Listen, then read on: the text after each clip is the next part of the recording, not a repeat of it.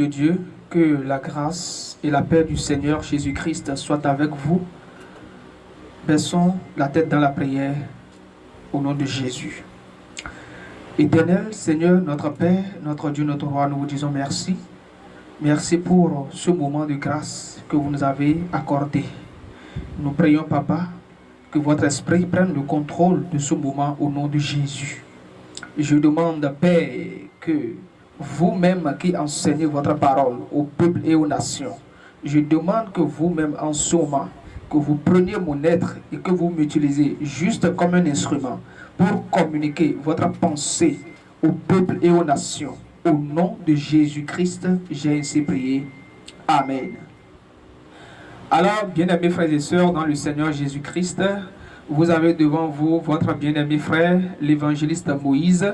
Je viens de la part du Seigneur ce soir pour vous apporter un message de réveil. Le réveil dont nous avons besoin en ces temps-ci, où nous tous savons très bien que le Seigneur Jésus-Christ est proche. Nous allons donc nous apprêter tel que la parole du Seigneur nous l'a recommandé, afin que, en tant que les saints vierges sages, nous puissions recevoir l'époux lorsque la voix va sonner pour dire voici l'époux, allez à sa rencontre. Amen. Et nous savons très bien que cet époux, c'est Jésus-Christ de Nazareth, le Seigneur et Dieu de l'univers, que vous et moi sommes en train d'attendre. Amen. Alors donc, le thème sur lequel nous allons parler tout à l'heure est le suivant. Ne piétine pas la grâce. Amen. Ne piétine pas la grâce qui est celle de Dieu. Alléluia. Bien-aimé dans le Seigneur Jésus-Christ, je vais commencer par te dire, toi qui m'écoutes, mon frère, toi ma soeur, que si aujourd'hui, toi et moi, nous pouvons prétendre que nous sommes enfants de Dieu, ce n'est pas à cause de deux choses. C'est simplement à cause de la grâce de Dieu qui s'est manifestée envers nous à travers la mort et la résurrection de notre Seigneur Jésus-Christ. Amen. Nous pouvons donc déjà voir la grâce dans le livre de Jean. Nous allons dans Jean le chapitre 3. Nous allons lire à partir du verset 16.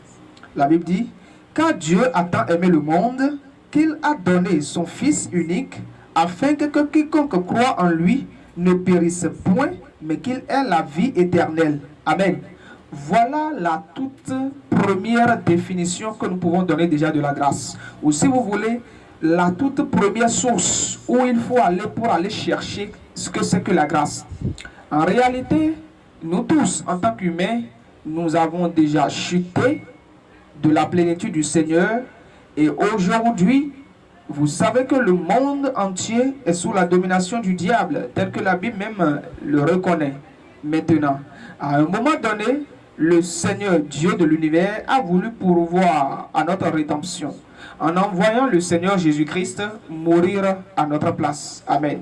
Et c'est ce que nous avons vu dans ce passage de Jean 3, le verset 16, où la Bible est claire sur le fait que l'amour de Dieu a fait que, ou a poussé Dieu à offrir en sacrifice son Fils unique Jésus-Christ, afin que quiconque dans le monde entier qui va croire, accepter Jésus-Christ comme étant son Seigneur et Sauveur puisse avoir la vie éternelle.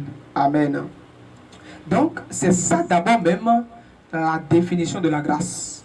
Ce que nous ne méritions pas, la vie éternelle que toi et moi ne méritions pas, bien-aimés, le Seigneur nous a accordé cette vie-là gratuitement à travers la mort et la résurrection de Jésus-Christ, à travers son sang qui a coulé en ce jour pour toi et moi, afin que nous puissions obtenir la rédemption. Alléluia. Alors, la grâce étant ainsi définie dans ce passage, nous irons maintenant pour voir encore un peu plus le bonheur qui se trouve dans cette grâce-là. Alléluia. Nous allons voir le bonheur qui se trouve dans cette grâce. Parce que quand Christ nous donne la vie éternelle, lorsque Christ nous donne la possibilité de rentrer dans le royaume, qu'est-ce qu'il nous donne en plus de l'autre côté? Amen. Nous prenons le livre de Romains, le chapitre 8. Nous sommes dans Romains, le chapitre 8, le verset 1er. La Bible dit ceci. Il n'y a donc maintenant aucune condamnation pour ceux qui sont en Jésus-Christ. Alléluia. C'est merveilleux le travail de la grâce. D'abord, la grâce nous accorde la vie éternelle, ce que nous ne méritions pas. Amen. Et en plus de ça, la grâce vient nous exempter de toute faute, de toute chicote, de toute punition qui en principe devrait être appliquée à toi et à moi à cause de nos fautes. Alléluia. Parce que n'oubliez pas, on peut pardonner quelqu'un, mais pourtant le punir. Gloire à Dieu. Mais Dieu ici, non seulement il nous pardonne nos fautes, mais au-delà de cela, il nous exempte de toute punition. Alléluia. C'est ce que nous venons de lire dans Romains 8, le verset 1er.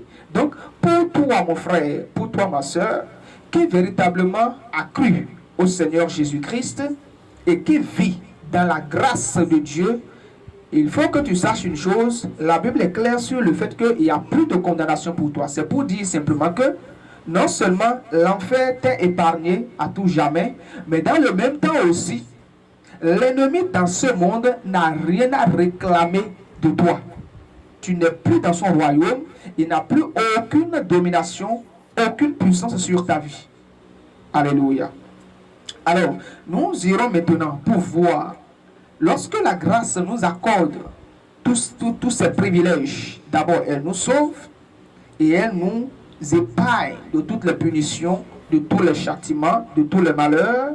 Nous allons voir maintenant ce que la grâce nous enseigne après avoir accompli toutes ses œuvres.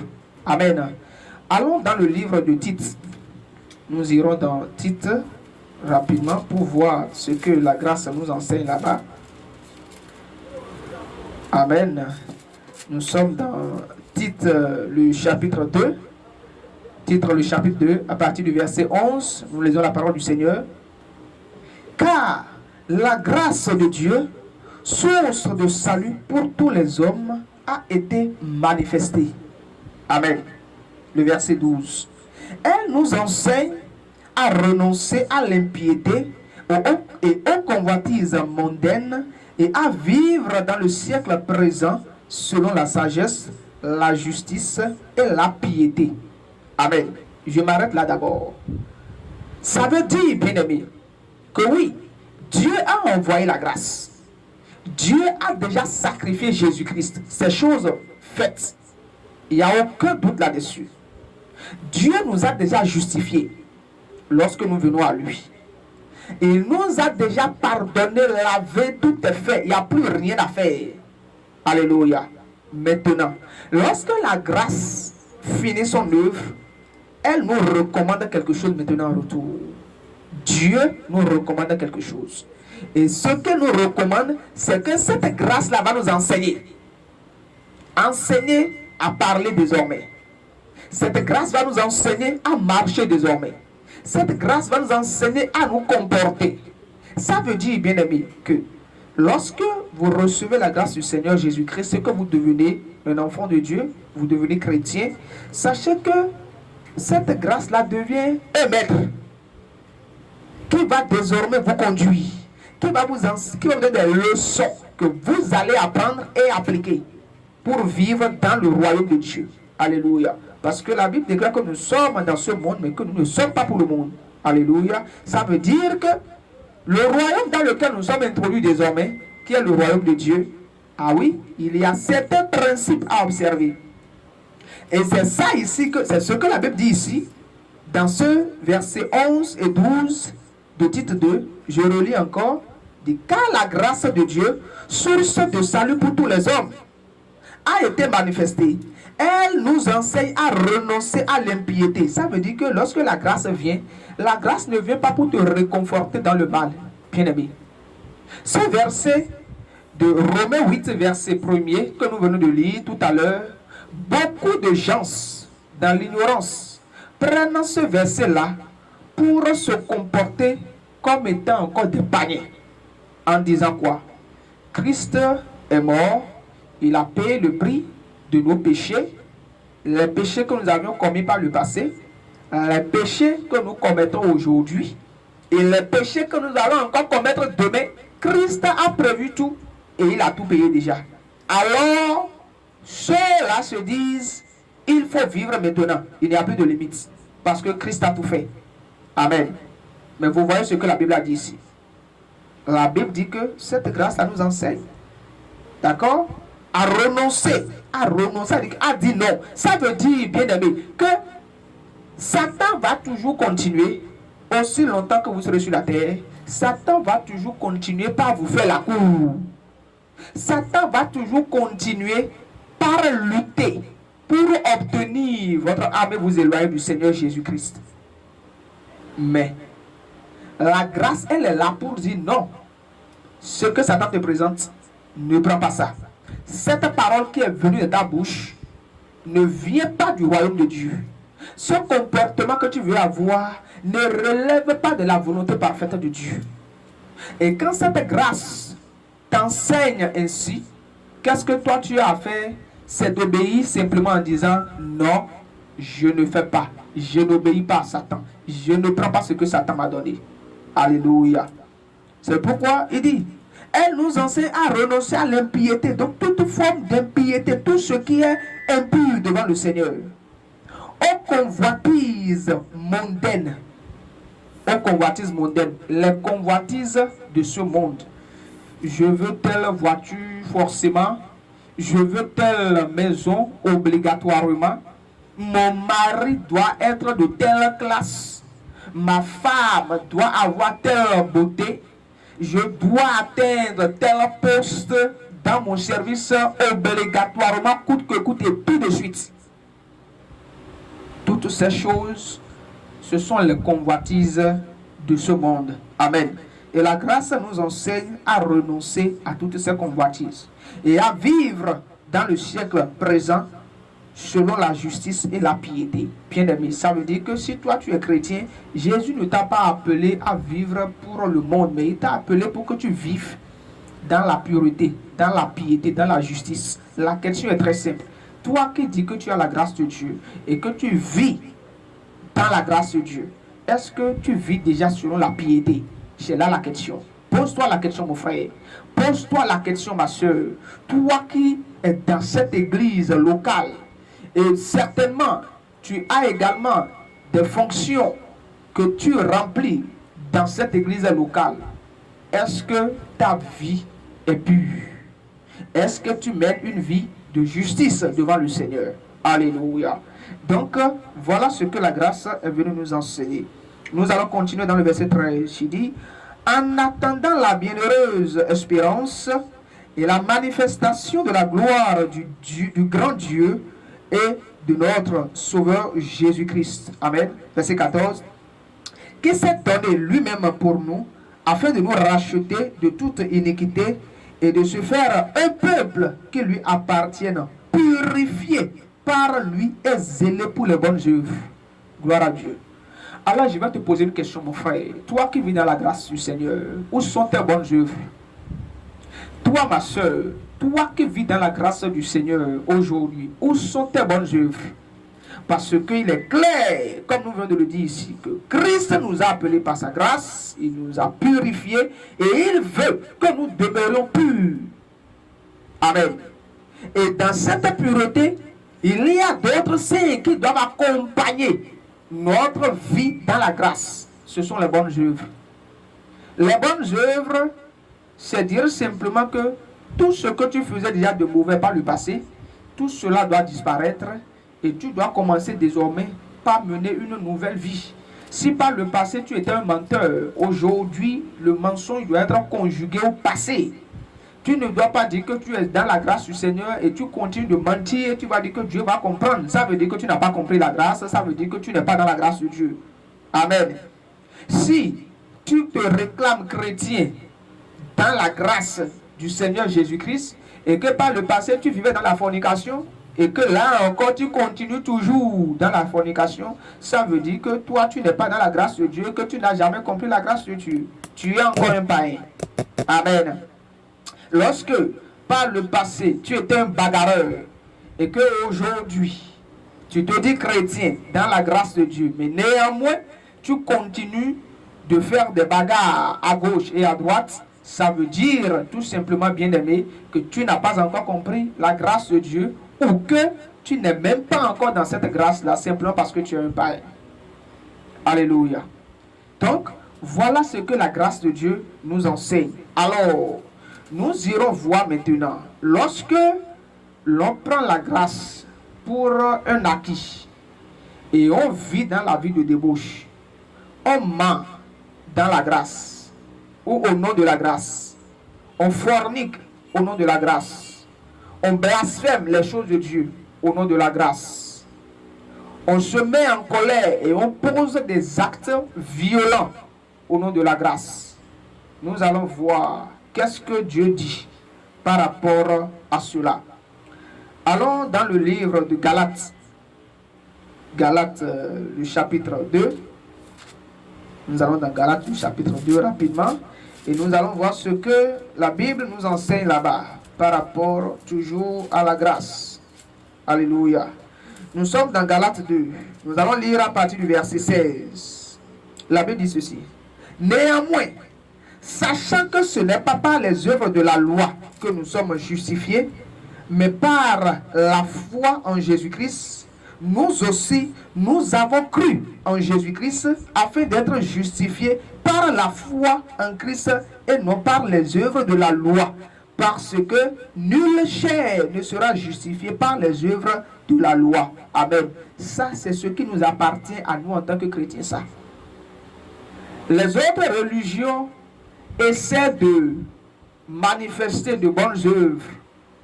Les autres religions essaient de faire de bonnes choses. Elles essaient de faire quoi? De suivre les principes de la morale, des règles d'équité. Pour faire quoi? Pour essayer de se faire passer pour juste devant le Seigneur. Mais la Bible dit ici que non. Vous voyez, Dieu présente une fois encore la grâce ici. En disant que c'est par la foi en Jésus-Christ que nous sommes sauvés. C'est ça, ce que nous avons dit jusque-là, cette grâce-là. Maintenant, regardez dans le verset 17. La Bible dit, mais, tandis que nous cherchons à être justifiés par Christ, si nous étions aussi nous-mêmes trouvés pécheurs, Christ serait-il le ministre du péché? Loin de là. Ah, voilà. Là, ça commence par devenir intéressant. Alléluia. Vous voyez, c'est une question même qui nous est posée. C'est une question que le Seigneur nous pose ici, à travers la bouche de son serviteur Paul, à l'endroit de l'église de la Galatie. Alléluia. Il dit, c'est normal, c'est vrai, c'est clair, il n'y a pas de doute là-dessus. Tout le monde sait que ce n'est pas la grâce de Dieu que nous sommes sauvés. Et tout le monde chante ça. Il n'y a pas de doute là-dessus. Maintenant, dans cette grâce-là, si les païens, regardez toi, mon frère, je vais te poser une question. Tu vas à l'église tous les jours. Et les gens de ton quartier savent que tu es un chrétien. Du moins, c'est le nom que tu portes. Alléluia. Maintenant, toi qui dis que tu es chrétien dans la grâce du Seigneur Jésus-Christ, mais ces mêmes gens de ton quartier te voient tous les week-ends avec des filles bras dessus, bras dessous. Tu vois. Et quand ces gens ça te regardent, ils disent, mais n'est-ce pas que ce monsieur dit qu'il est chrétien? Ou toi, ma soeur, tu dis que tu es chrétienne. Et c'est toi qui es toujours à l'église. Ce n'est pas que c'est mauvais d'être toujours dans la maison du Seigneur. Mais la question est celle-ci. Où est la preuve de ta vie chrétienne? La vie chrétienne que tu prétends mener dans la grâce du Seigneur Jésus-Christ. Où sont ces preuves? Alléluia. C'est le pourquoi on nous pose la question ici, en disant, mais tandis que nous cherchons à être justifiés par Christ, nous proclamons que c'est Christ qui nous a justifiés par son sang, au moyen de sa grâce. Alléluia. Maintenant, il arrive que les païens nous voient encore pécheurs. Les païens voient que ce que les autres font, nous faisons encore les mêmes choses. Tu mens comme les païens. Tu blasphèmes comme les païens. Tu forniques comme les païens. Tu te masturbes comme les païens. Tu injures comme les païens. Tu bois l'alcool dans tous les sens, partout. exactement comme les païens. Tu t'habilles dans la débauche comme les païens. Tout ce qu'on voit sur les païens, les femmes païennes de l'autre côté, tout ce qu'elles mettent sur leur corps, ma soeur, toi aussi tu mets la même chose. Gloire à Dieu. Mon frère, toutes les coiffures les plus folles que les gens se font dans le monde, toi-même, quand on te regarde, tu as les mêmes coiffures sur la tête. Alors la Bible te pose une question. Quand c'est comme cela, est-ce à dire que Christ est devenu ministre du péché? C'est pour dire quoi? Ça veut dire que, est-ce à dire que quand Jésus est venu là, et il a accordé la grâce, est-ce que c'est pour te permettre à toi maintenant de vivre maintenant correctement ta vie de débauche? C'est la question que la Bible nous pose ça. Si je dis Jésus m'a sauvé, Jésus m'a libéré, tout ça là, et finalement, on voit que, mais dis donc, on ne voit aucun fruit, aucun résultat, aucun changement de vie. Nous allons vers la fin de l'année. Toi, mon frère, toi, ma soeur, quel est le programme que tu es en train de faire déjà? C'est sûr que là où tu es en train de penser déjà à ce 24 décembre, ce 25, cette buvette dans laquelle tu iras festoyer sérieusement avec les amis. Cette boîte de nuit dans laquelle, ma soeur, tu iras exposer tes formes dans les mini-jupes. Tu penses déjà à ça? Comment remplir ton salon de boissons alcoolisées, les whisky, les bières, les champagnes, tout ça? Tu y penses déjà. Et certainement que l'argent que tu vas utiliser pour acheter ces choses, tu es en train de courir déjà pour cet argent, ou même peut-être que c'est déjà là même. Et pourtant tu es dans la grâce du Seigneur, c'est ce que tu dis. Et voilà la question que la Bible te pose. Quand tu te comportes comme cela, est-ce à dire que Christ est venu pour donner de la puissance à ta vie de débauche? La Bible dit loin de là. Ça veut dire que quiconque se dit être dans la grâce de Dieu et qui continue dans la vie de débauche n'a jamais connu Dieu. Alléluia. Quiconque dit qu'il est sauvé par la grâce de Dieu en Jésus-Christ et qui réellement n'a pas une vie transformée dans son intérieur comme à l'extérieur, celui-là, il n'a jamais connu Christ et il n'a jamais appartenu à Christ. Donc il n'a jamais connu la grâce de Dieu. Alléluia. Nous allons lire le verset 18. Il dit, car si je rebâtis les choses que j'ai détruites, je me constitue moi-même un transgresseur. Vous voyez ce que la Bible dit? Si je rebâtis les choses que j'ai détruites, je vais te poser cette question. Le jour où tu as dit que tu as reçu Jésus-Christ et que tu es même allé dans les eaux du baptême, on t'a fait le baptême de par immersion et tu es revenu. Avant même d'aller dans les eaux, qu'est-ce que tu as dit? Je confesse Christ de ma bouche, je crois que Christ est mon Seigneur, mon Sauveur et je veux suivre Christ. Arrivé dans les eaux, on te dit, mais mon frère, qu'est-ce qui t'a amené, ma soeur, qu'est-ce qui t'a amené? Tu réponds, je suis venu mourir avec Christ et ressusciter avec Christ. Je suis venu apporter le témoignage de ma nouvelle naissance. Et c'est ça les eaux du baptême. Amen. Voilà. Voilà les choses que tu avais déjà détruites. Donc tu avais dit en ce jour, tu as dit j'abandonne la fornication, j'abandonne le mensonge, j'abandonne la cigarette, j'abandonne la masturbation, j'abandonne la violence, tout ce qu'on peut appeler corruption, tout ce qu'on appelle péché en général. Tu as dit que tu as tout abandonné. Tu as tout détruit déjà. Maintenant, aujourd'hui, tu retournes encore dans ces mêmes choses. Ça veut dire que les choses que tu avais détruites, tu les rebâtis encore. Et la Bible dit que quand c'est comme ça, tu te constitues toi-même un transgresseur. Ça veut dire quoi? Tu es en train de te condamner toi-même. Ça veut dire que tu as décidé de quitter la grâce de Dieu. Personnellement, ça, c'est pas quelqu'un qui t'a obligé à ça. Mais tu as pris la décision de faire quoi? De quitter la grâce de Dieu. Ah oui, c'est comme ça.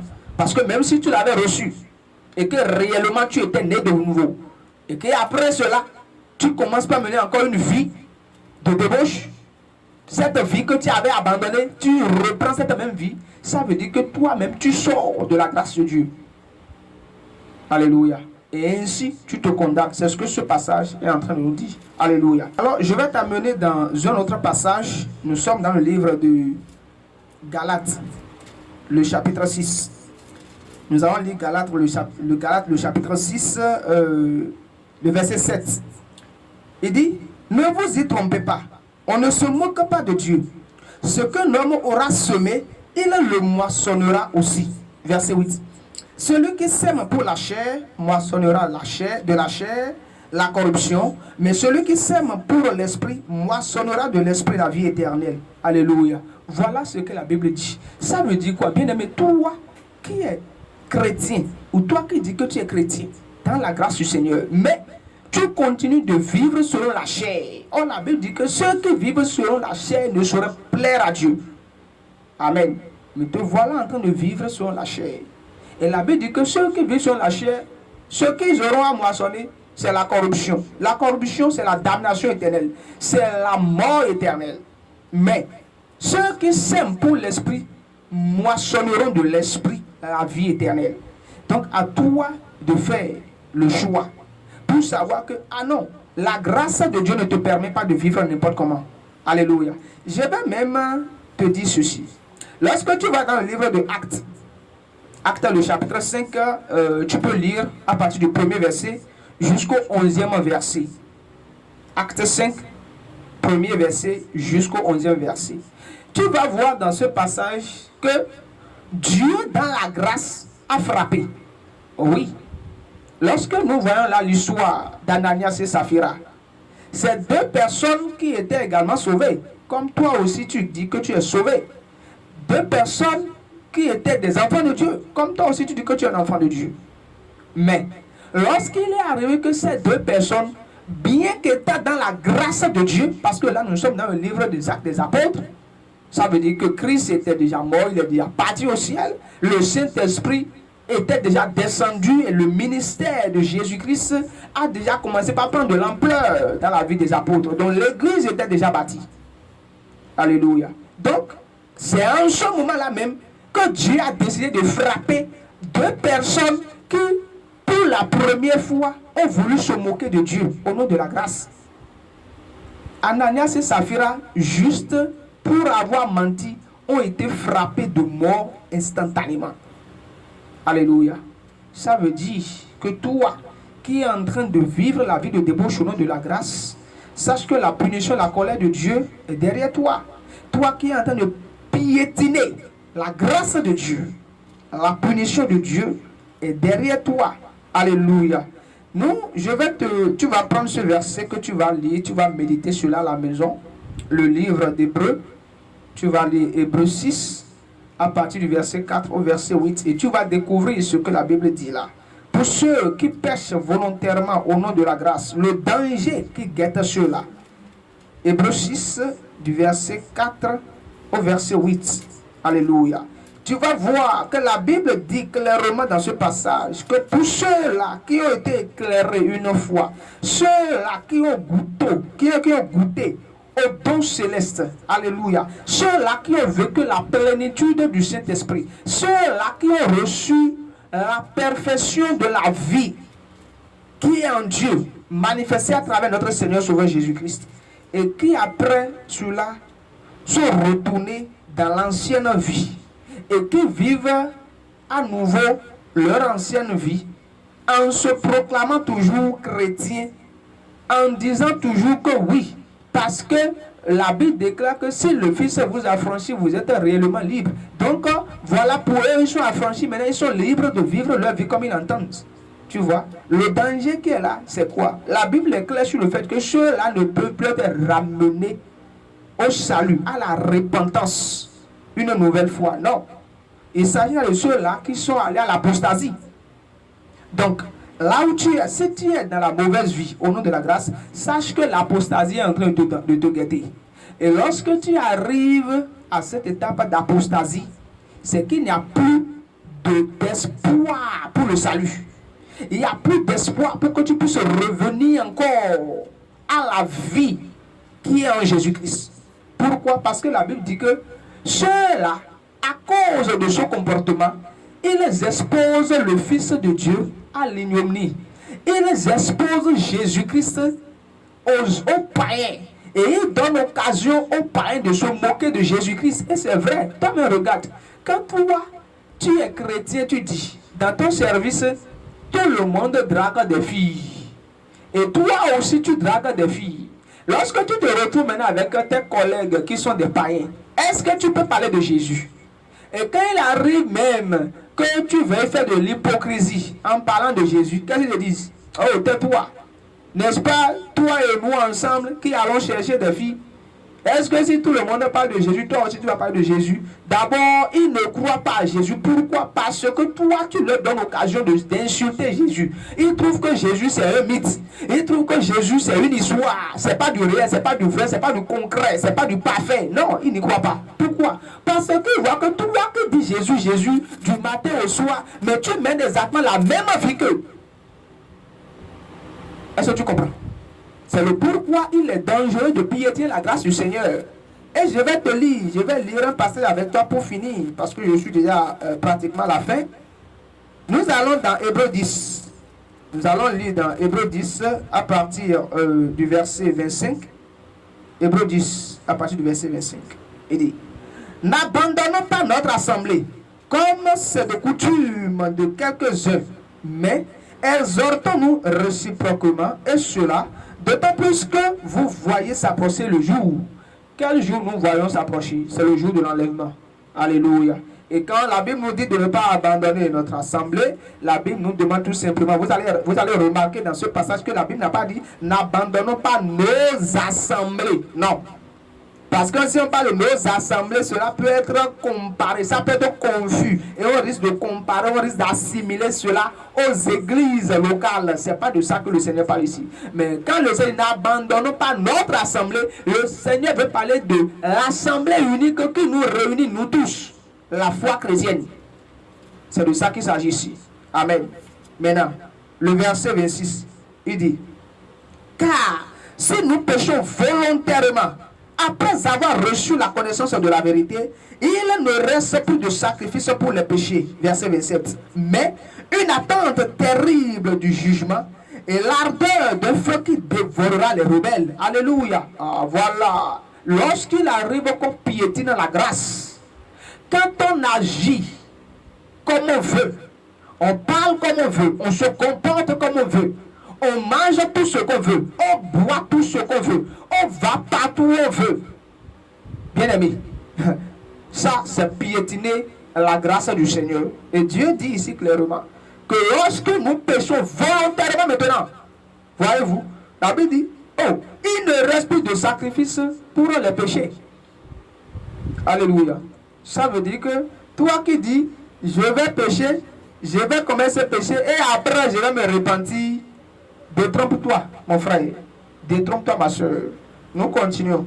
La Bible dit, une attente terrible du jugement et l'ardeur de feu. Là, il s'agit de l'enfer, la géhenne, qui dévorera les rebelles. Ça veut dire que toi qui pêches au nom de la grâce, Dieu te voit comme un rebelle. Amen. Verset 28, il dit, celui qui a violé la loi de Moïse meurt sans miséricorde sur la déposition de 2 ou de 3 témoins. Verset 29. Il dit, de quel pire châtiment pensez-vous que sera jugé digne celui qui aura foulé au pied le Fils de Dieu et qui aura tenu pour profane le sang de l'alliance par lequel vous avez été sanctifiés et qui aura outragé l'esprit de la grâce? J'aime bien ce passage. Est-ce que tu as entendu? Celui qui aura fait quoi? Qui aura outragé l'esprit de la grâce. Et outrager l'esprit de la grâce, c'est fait quoi? C'est pécher volontairement, comme on l'a lu un peu plus haut. Volontairement, tu pêches. Tu vas faire ça, ça te plaît. Tu dis, je suis chrétien, mais ça te plaît. Et tu dis, je veux faire, et tu fais.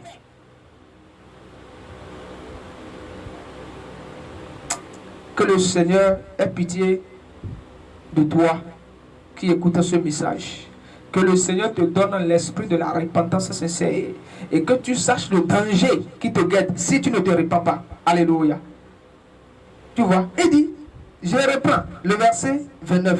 De quel pire châtiment pensez-vous que sera jugé digne celui qui aura foulé au pied le Fils de Dieu, Jésus-Christ, qui aura tenu pour profane profanons le sang de l'alliance, ce sang que tu évoques tous les jours pour dire lave-moi, purifie-moi, sanctifie-moi.